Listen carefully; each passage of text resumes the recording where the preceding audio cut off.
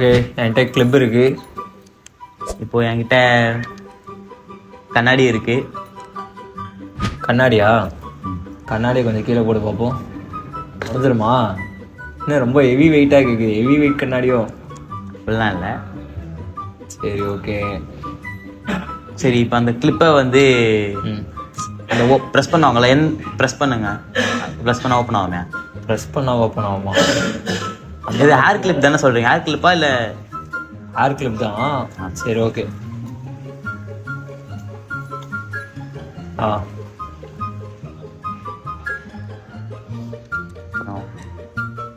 அதை சொல்லு. வந்து இப்ப நான் என்ன உங்கள்கிட்ட சொல்றது? கீழே 2 தடவை த்ரோ பண்ணுங்க. 2 தடவை போட்டு எடுக்கவா? போட்டு எடுங்க.